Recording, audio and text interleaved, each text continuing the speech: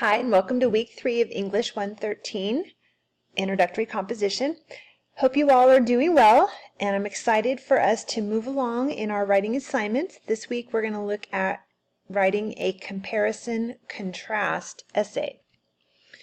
So just as a week in review, a couple of things to go over. You have several assignments that are due this week. First of all, you have your pre-writing assignment.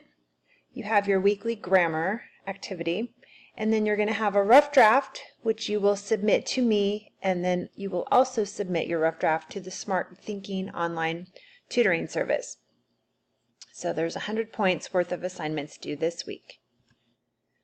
Looking at a compare and contrast essay, you're going to be thinking about something you want to write about that you can put side by side in your mind and compare the similarities and then contrast the differences. And there's two ways you want to go about this. You want to choose one of them. First is the block method, which you'll see in your your reading for the week.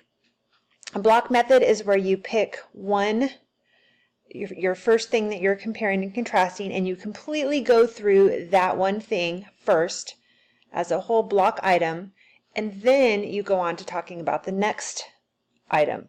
So I provide you with an example, which is a discussion about which tragedy is better, Romeo and Juliet or Hamlet. And so in a block method, you would write all about the similarities and the differences that Romeo and Juliet has. And then the next part, you would go through Hamlet, go through those similarities and differences, and then in the conclusion, you'd make your final summary of which one you feel is a better tragedy.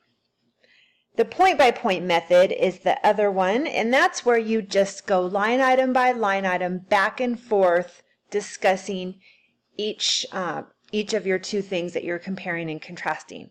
For example, if I wanted to talk about an Android phone versus an iPhone, point by point, I would, make my introduction, and then I would just go item by item. First, I would discuss the camera for the iPhone versus the Android, and then I would discuss the photos, picture taking abilities back and forth, and then I would discuss the apps, and then the music, back and forth, line by line. I think you get the picture. So you can choose any topic you want. There's a list of examples that we provide you in Blackboard, but really just, pick something that's going to interest you, but also I would encourage you, if there is something relevant to your major at CBU, perhaps pick something that's going to help you in your further studies. As you gather research, you can save that research and perhaps use it again. So we're going to start the pre-writing once you've come up with a topic, and if you're not sure about a topic, you can always email me and ask my opinion, and I'd be happy to help you. But first of all, pick a topic thinking about, are you going to be interested in it? Then just get your thoughts down on paper. There is no perfect way to do it, but you can choose your pre-writing strategy, whether it's going to be a cluster map, a cube strategy, an outline, however you work best in your pre-writing. The reading for the week goes over the different options, but you just get it down, throw some thoughts down, and submit that to me for feedback before you get started on your draft. When you think about your writing, you're going to perhaps add visual aids to illustrate your point. It's not required, but it could be something that could enhance your writing. Perhaps a chart, a graph, a photograph, side by side to show the things you're comparing and contrasting. Some other things I'm going to look for will be the use of figurative language. Perhaps you're going to describe something using a simile or a metaphor. If you're comparing items, you want to say something is like something, or it's as blank as. Those are similes.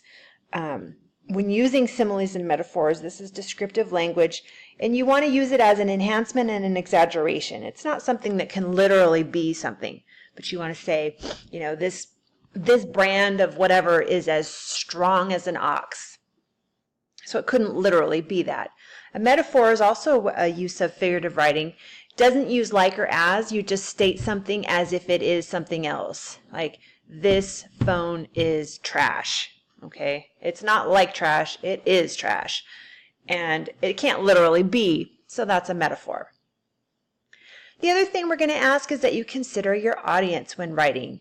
Does the audience have prior knowledge of what you're talking about? Because if not, you're going to want to take a step back and do a little bit more descriptive writing of introducing your topic and giving us background information that we may not already have.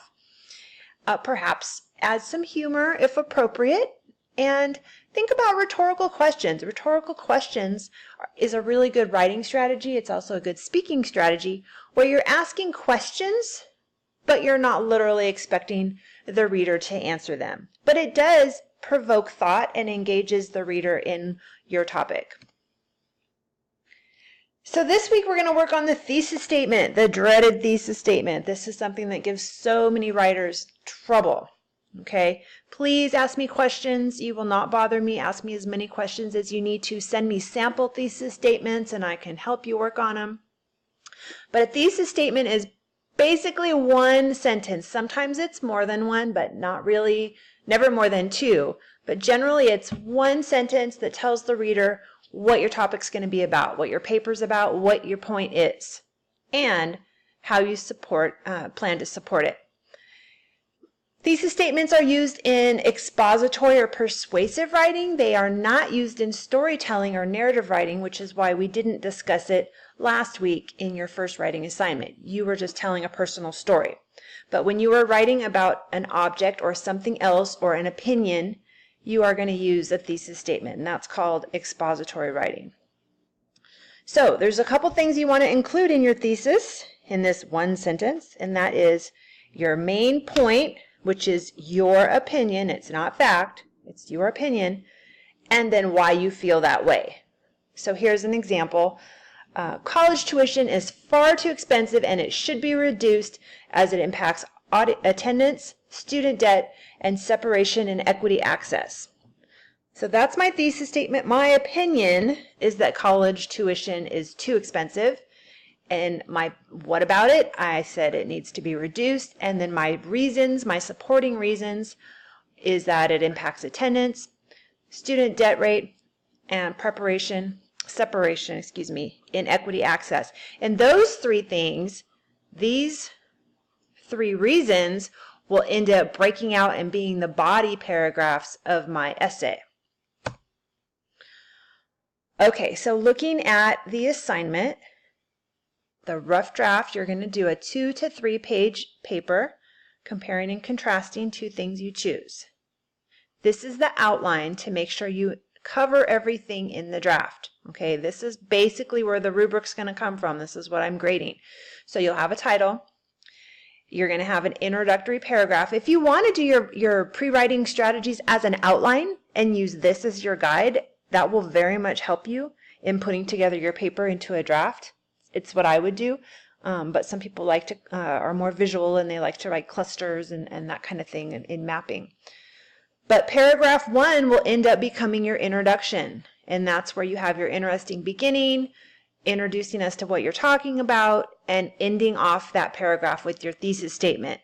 Generally, your thesis statement is the last sentence in that paragraph of your intro paragraph. Okay. Here's an example of another one. This essay will compare President Obama and President Trump by examining personalities, policies, and presidential speeches to show which president has been more effective at initiating change. Okay. You can say this essay will compare, or you could take that out and just say President Obama is greater than President Trump at blah, blah, blah. And then you can just write about it that way. So that's the introduction. Then your body of your body of your paper is going to be in the different ways that you present your information, whether it's going to be the block or the point by point. So you decide how you want to do that. And then you have your conclusion paragraph. This body of your paper here is going to be the things that you discussed in your thesis statement: personalities, policies, and presidential speeches. So you're going to have a paragraph on each of these things. This becomes your body chunked out. So you have 1, 2, 3, 4, and a conclusion makes paragraph number 5. So 5 paragraphs at least. If you have more information in your body, that's fine. Your paper can be longer. So your conclusion wraps up telling us what you told us. Go back to your thesis statement of your opinion, why it was important. And then you're formatting just the typical standard black lettering, 12 point, Times New Roman, double space, typed. Okay, so this is what the draft's going to look like. And that concludes our week. So if you have any questions, I look forward to hearing from you. But until then, go ahead and get thinking about what you want to write about, and God bless.